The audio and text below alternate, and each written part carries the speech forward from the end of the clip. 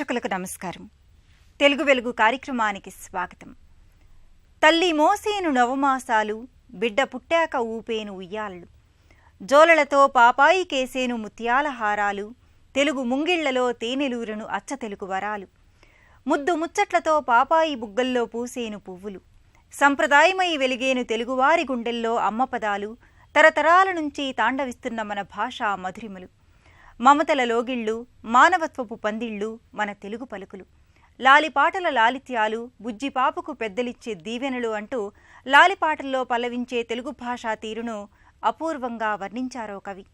అలాంటి స్వభాషా మాధుర్యాన్ని మీకు అందిస్తుంది నేటి తెలుగు వెలుగు.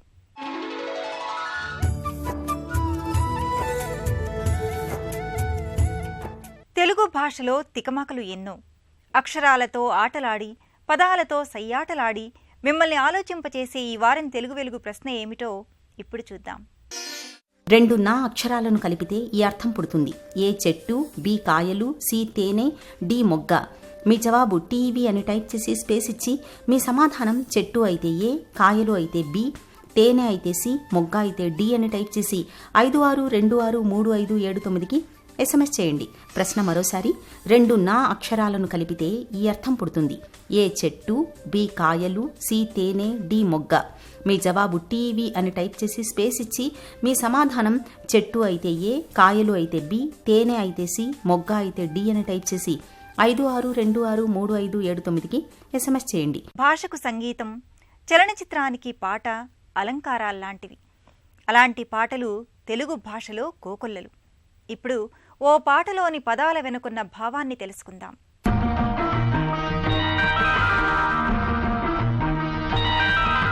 సన్నివేశం ఏదైనా, పాత్రలు ఏవైనా, చిత్రం ఎటువంటిదైనా తనదైన సొంత బాణిలో పాట రాయటం సిరివెన్నెల సీతారామశాస్త్రి ప్రత్యేకత.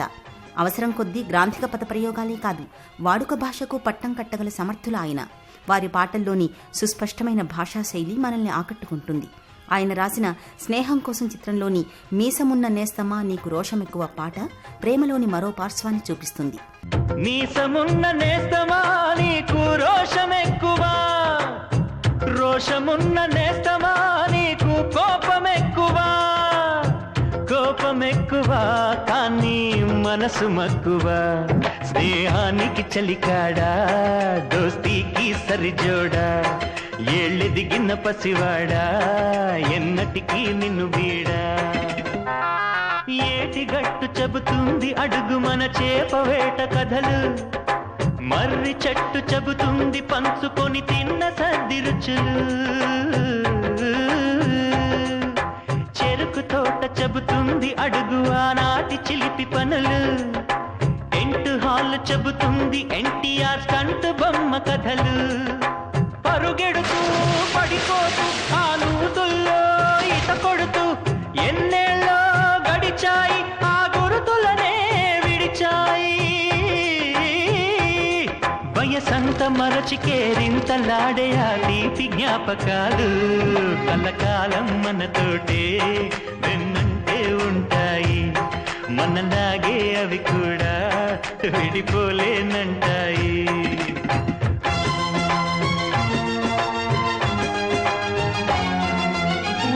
తల్లి సంతానమైన మనలాగా ఉండగలరా, ఒకరు కాదు మనం ఇద్దరంటే ఎవరైనా నమ్మగలరా,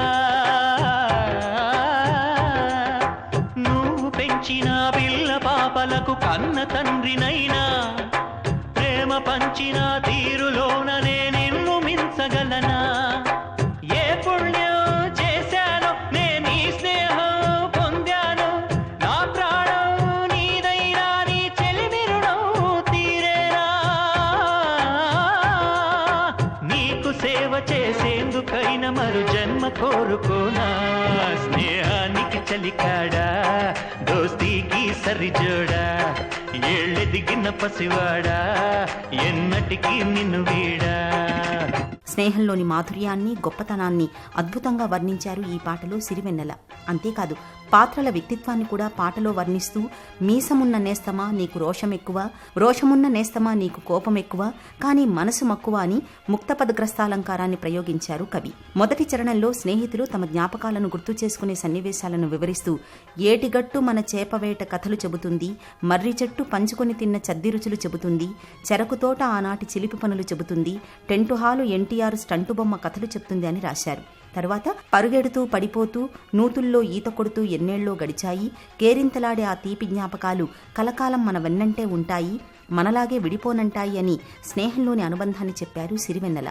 ఇక రెండో చరణంలో స్నేహితుల మధ్య ఉన్న ఆప్యాయతని, అన్యోన్యతని తెలుపుతూ ఒక్క తల్లి సంతానమైనా మనలాగా ఉండగలరా, మనమిద్దరంటే ఎవరైనా నమ్మగలరా, పిల్ల పాపలకు కన్న తండ్రినైనా ప్రేమ పంచే తీరిలో నిన్ను మించగలనా, ఏ పుణ్యం చేశానో నీ స్నేహం పొందాను, నా ప్రాణం నీదైనా, నీ చెలిమి రుణం తీరేనా, నీకు సేవ చేసేందుకు మరుజన్మ కోరనా అని స్నేహితులిద్దరూ మాట్లాడుకుంటున్నట్లు పాటను రాశారు సిరివెన్నెల.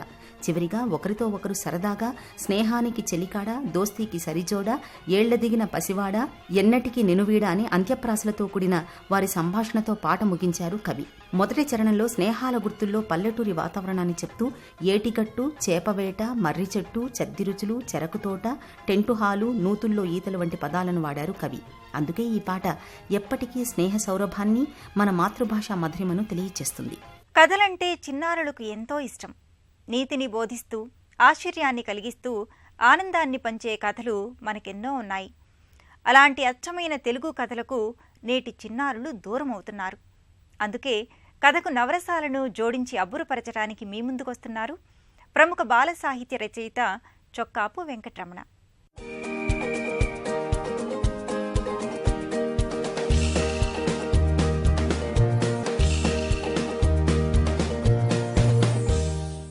పిల్లలకి తెలివితేటలను పెంచే, వ్యక్తిత్వ వికాసాన్ని కలిగించే మంచి కథలు చెప్పాలి మనం.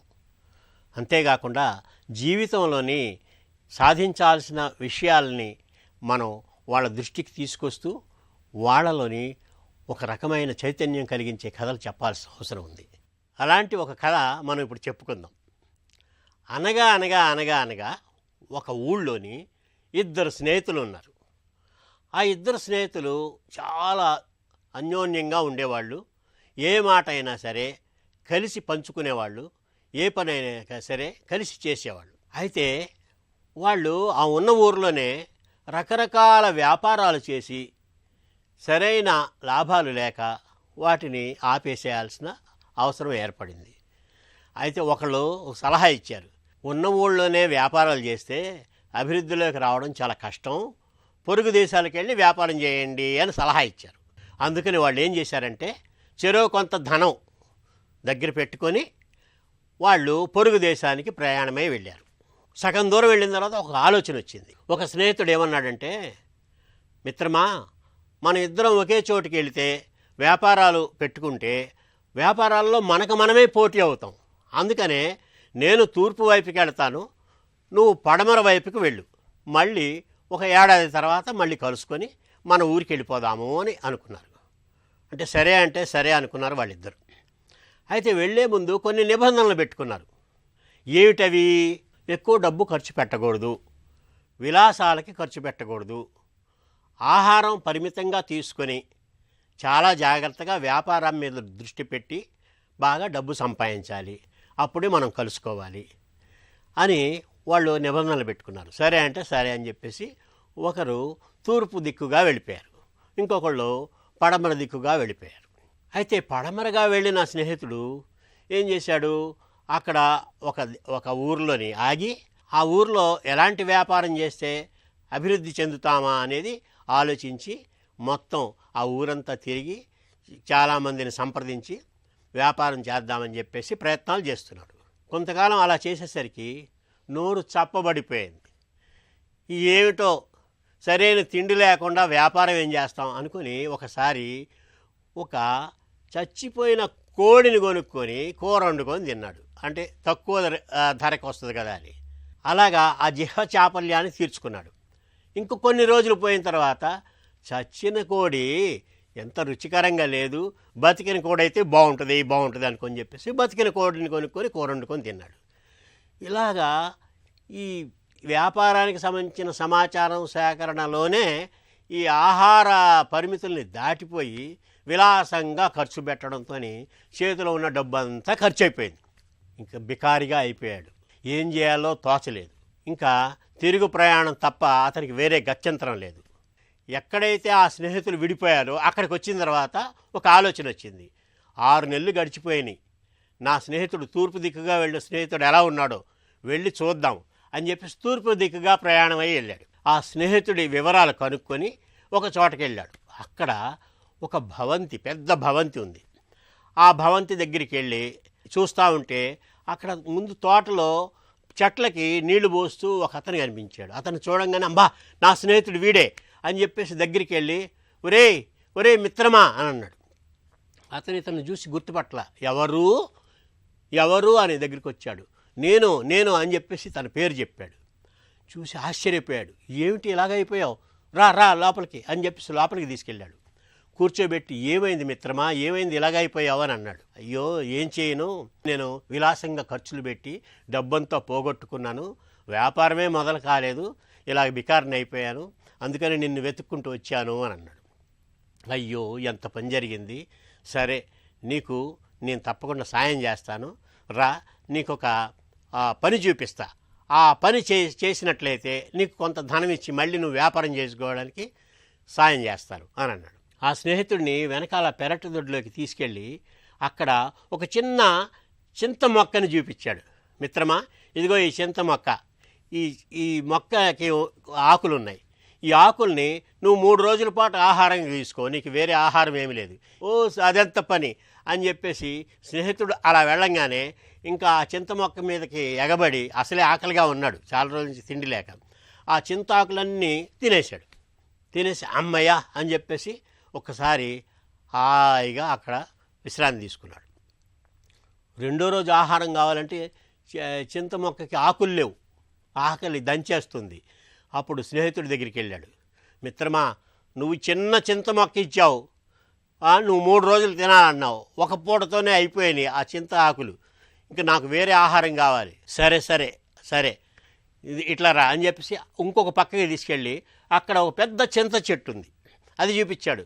ఏంటి మిత్రమా ఇంత పెద్ద చింత చెట్టా అని అన్నాడు. ఈ చింత చెట్టు ఉంది కదా, ఈ చింత చెట్టు ఆకులన్నీ 15 రోజుల్లోని నువ్వు మొత్తం పూర్తి చేయాలి తినడం. 15 రోజుల తర్వాత నీకు బోలెడు ధనం ఇచ్చి నీకు వ్యాపారం చేసుకోవడానికి సాయం చేస్తాను అని అన్నాడు. చింత మొక్కే ఒక పూటలో అయిపోయింది, ఈ చింత చెట్టు ఏ పాటి అనుకున్నాడు అతను. సరే మిత్రమా సరే అన్నాడు. 2వ రోజు నుంచి ఆ చింత చెట్టు మీద దాడి చేసి ఆకులన్నీ ఒలిచి తినడం మొదలెట్టాడు. తింటున్నాడు, నాలుగు చీరిగిపోతుంది. ఎంత తిన్నా కూడా 2వ రోజుకి మళ్ళీ చిగుళ్ళు వేసి ఆ చింత చెట్టు మళ్ళీ ఆకులు మొలవడం మొదలెట్టినాయి. 15 రోజులైంది, 20 రోజులైంది, నెల రోజులైంది, అయినా సరే ఆ చింత చెట్టు ఆకులు తరగటం లేదు. ఇంకా నా వల్ల కాదు బాబు అని చెప్పేసి ఆ స్నేహితుడు తన మిత్రుడి దగ్గరికి వెళ్ళి, మిత్రమా నా వల్ల కావటం లేదు, నువ్వు 15 రోజులు వ్యవధి ఇచ్చావు కానీ నెల రోజులైనా సరే ఆ చింత ఆకులు ఎంత తిన్నా కూడా తరగట్లేదు, మళ్ళీ చిగుళ్ళు వేస్తున్నాయి, నా వల్ల కాదు బాబోయ్, నా వల్ల కాదు అని అన్నాడు. అప్పుడు ఆ స్నేహితుడు పక్కన కూర్చోబెట్టుకొని అన్నాడు, మిత్రమా చూసావా, చింత మొక్కని నేను 3 రోజుల పాటు సరిపెట్టుకోమని చెప్పాను, కానీ నువ్వు ఒక్క పూటలోనే ఆకులన్నీ తినేసి దాన్ని చంపేశావు. కానీ చింత చెట్టు నీకు అప్పచెప్పినప్పుడు 15 రోజులంటే నెల రోజులైనా నువ్వు తినలేకపోయావు. అలాగే మన దగ్గర ఉన్న ధనాన్ని మనం చాలా పొదుపుగా జాగ్రత్తగా ఖర్చు పెడితే అది రెట్టింపు అవుతుంది. ఈ చింత చెట్టులాగే ఒక స్థాయికి ఆ ధనం సమకూరిన తర్వాత నువ్వెంత ఖర్చు పెట్టినా తరగదు, ఈ తరగని చెట్టులాగా. అందుకనే ఎప్పటికైనా నువ్వు బుద్ధి తెచ్చుకొని జాగ్రత్తగా వ్యాపారం చేయి అని కొంత ధనం ఇచ్చి ఆ స్నేహితుడిని సాగనంపాడు. వ్యాపారం చేసి మళ్ళీ అభివృద్ధిలోకి రమ్మని. పిల్లలకి చక్కటి కథలు చెప్పండి, వారి భాషని అభివృద్ధి చేయండి, భాష పట్ల గౌరవం పెరిగేలాగా వారిని ప్రోత్సహించండి. నవరసాల్లో హాస్యాన్ని, భాషలో నుడికారాన్ని, పద్యాల్లో సౌందర్యాన్ని, తెలుగు పలుకుబడుల సొబగుల్ని గుదిగుచ్చి ఆహ్లాదంగా ఆసక్తిగా అందిస్తాయి చమక్కులు. ఆ చమత్కారాల్లోని స్వభాషను మీరు ఆస్వాదించండి.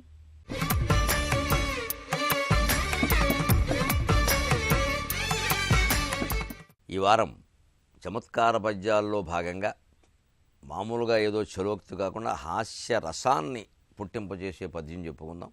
మధునాపంతుల వారు ఆంధ్ర పురాణం లాంటి మహాకావ్యాలే కాకుండా ఖండకావ్యాలు కూడా రాశారు. సందర్భానుసారంగా కొంతమంది వ్యక్తుల మీద కూడా పద్యాలు చెప్పారు. దామెర్ల రామారావు గారని చాలా ప్రసిద్ధమైన చిత్రకారుడు ఉండేవాడు రాజమండ్రిలో. ఇప్పటికీ దామెర్ల రామారావు ఆర్ట్ గ్యాలరీ అని అక్కడ ఉంది. దురదృష్టవశాత్తు 28 ఏళ్ల వయస్సులో ఆయన స్వర్గస్థుడయ్యాడు. ఆయనకు సంబంధించిన ఒక సభ జరుగుతూ ఉంటే ఆయన బొమ్మలు ఎలా ఉంటాయో మధునాపంతుల వారు పద్యం చెప్పారండి. తెలుగు భాషా సంప్రదాయంలో, కావ్య సంప్రదాయంలో ప్రౌఢి అనేదానికి ఇది ఉదాహరణ. బ్రహ్మదేవుడికి దామెర్ల వారికి పోలుస్తూ బ్రహ్మ కంటే కూడా దామెర్ల రామారావే గొప్పవాడని చెప్పాడు నేను. ఎందుకంటే జీవముల్ పోసి బొమ్మల చేసెనతడు, బొమ్మలను వేసి ప్రాణముల్ పోసెనితడు అని అద్భుతమైనటువంటి మాట చెప్పారు. బ్రహ్మదేవుడు ప్రాణులను సృష్టించిన మాట నిజమే, సృష్టికర్త అంటారు. దామెర్ల రామారావు బొమ్మలు చూసి మీరు సజీవంగా ఉన్నాయి, జీవకళ తొణికిసలాడుతోంది, మనుషులు మన ముందు కదులుతున్నట్టే ఉంది అంటున్నారు కదా. అంటే ఈయన కూడా సృష్టి చేసినట్టే కదా. అయితే బ్రహ్మ సృష్టికి దామెర్ల రామారావు గారి సృష్టికి తేడా ఏమిటి అంటే, బ్రహ్మదేవుని సృష్టి వల్ల ఉపయోగం ఏమిటండి, ఏదో చెబుతున్నారు కానీ జీవములు పోసి బొమ్మలు చేశాను. అతడు మనుషులను సృష్టించాడు, ప్రాణాలు పోశాడు, కానీ బొమ్మలు అయిపోయాం. జీవితంలో ఏం చేయలేకపోతున్నాం. బొమ్మను చేసి ప్రాణము పోసి ఆడేవు నీకిది న్యాయమా అనే పాటలు కూడా ఉన్నాయి. మనిషి చాలా విషయాల్లో బొమ్మలా ఉండాల్సి వస్తుందండి. తాను అనుకున్నది చేయడానికి వీల్లేదు. తన కుటుంబంలో కూడా తన మాట నడవదు. బ్రహ్మదేవుడు మనకి ప్రాణం ఇచ్చిన మాట ఇదే, కానీ ప్రాణం ఉన్న బొమ్మలం అయ్యాం మనం.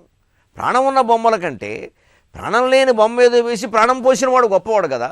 ప్రాణం ఉన్న బొమ్మలను చేసి ప్రాణం తీసేసిన వాడు కంటే జీవముల్ పోసి బొమ్మల చేసెనతడు, బొమ్మలను వేసి ప్రాణముల్ పోసెనితడు. ఈయనేవో మామూలు బొమ్మలే వేసాడు, ఎక్కడ ప్రాణం ఏం లేదు, కానీ ప్రాణం పోశాడు. నిజంగా మనిషి అక్కడ ఉన్నట్టే ఉంది, మనతో మాట్లాడుతున్నట్టే ఉంది. అందుకని ఆ సృష్టికర్త కంటే ఈ చిత్ర సృష్టికర్త గొప్పవాడు కదా. అలాగే ఈ వారం ఒక మంచి సామెత, చిన్నవాళ్ళు తింటే చిరుతిండి అంటారమ్మా, పెద్దవాళ్ళు తింటే పలహారం అంటారు అన్నారు. చిన్నపిల్లలు ఏదన్నా చెగోడీలు పెట్టు, జంతికలు పెట్టు అంటే అస్తమానం ఏదో ఒకటి తినడమే, చిరుతిండి తినేపోయి అసలు తిండి తినడం మానేసాం అని కోపడేవారు. అదే పెద్దవాళ్ళు, ఏమమ్మాయి కాస్త టీ పెట్టావు, పంటి కిందకి ఏమైనా కరకరండి, ఏదో పెద్ద అని అడుగుతున్నారు, కాస్త జంతికలు చేసి పెట్టండి అని. మరి ఇదే జంతికలు కూరని అడిగితే చిరుతిండి అస్తమానం తింటున్నావు అండవా, పెద్దవాళ్ళు అడిగితేనేమో గౌరవంగా చేసి పెట్టడమా. ఎందుకంటే ఈ చిరుతిండి అడిగే చిన్నపిల్లాడికి ఒక వేళ పాళ ఉండదు, ఎంత తినాలో కూడా తెలియదు.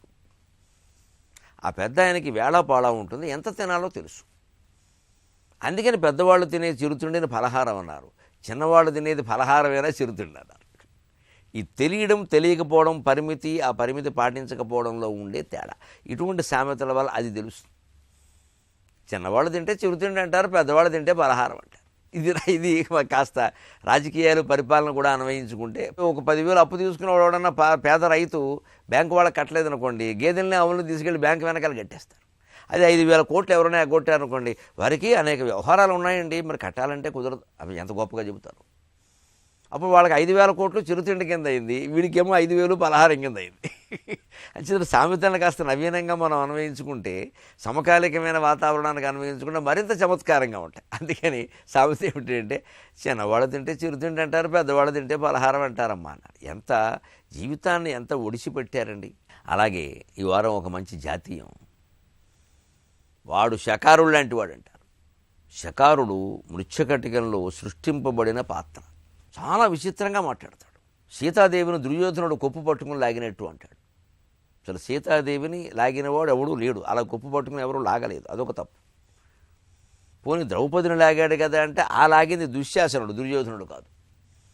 రామాయణంలో ఓ పాత్ర, భారతంలో ఓ పాత్ర, భాగవతంలో ఓ పాత్ర పట్టుకొచ్చి మొత్తం కలకాపులకం చేసేస్తాడు. కుంతీదేవిని రావణాసురుడు ఏడిపించినట్టుగా అంటాడు. కుంతేమో భారతంలోది, రావణాసురుడేమో రామాయణంలో వాడు. ఏది సందర్భం ఉండదు. అందుకని పిచ్చి పేరాలాపనలు ప్రేలే వాళ్ళని ఈ అనేక రకాల పురాణ పాత్రల మధ్యలో అన్వయం లేని సంబంధాలు పెట్టి మాట్లాడేవాళ్ళని, అయోమయం జగన్నాథంలా సగం సగం పరిజ్ఞానంతో మాట్లాడేవాళ్ళని అందరినీ శకారుడు ప్రేలాపన అంటారు. మాతృభాషలోని మతలబుల రహస్యాన్ని కనుగొనమని చెప్పే తెలుగు వెలుగు ప్రశ్న మరోసారి. 2 నా అక్షరాలను కలిపితే ఈ అర్థం పుడుతుంది. ఏ చెట్టు, బి కాయలు, సి తేనె, డి మొగ్గ. మీ జవాబు టీవీ అని టైప్ చేసి స్పేస్ ఇచ్చి మీ సమాధానం చెట్టు అయితే ఏ, కాయలు అయితే బి, తేనె అయితే సి, మొగ్గ అయితే డి అని టైప్ చేసి 56263579కి SMS చేయండి. గత వారం ప్రేక్షకుల్ని అడిగిన ప్రశ్నకు సమాధానం. కావడిలో మొదట ఉన్న కా తొలగిస్తే వడి అవుతుంది. వడి అంటే వేగం, కనుక ఈ ప్రశ్నకు సమాధానం బి. ప్రేక్షకులు పంపిన సమాధానాల్లోంచి ఎంపికైన విజేత చెరుపెల్లి వంశీకృష్ణ, పీర్జాదిగూడ, హైదరాబాదు, తెలంగాణ రాష్ట్రం.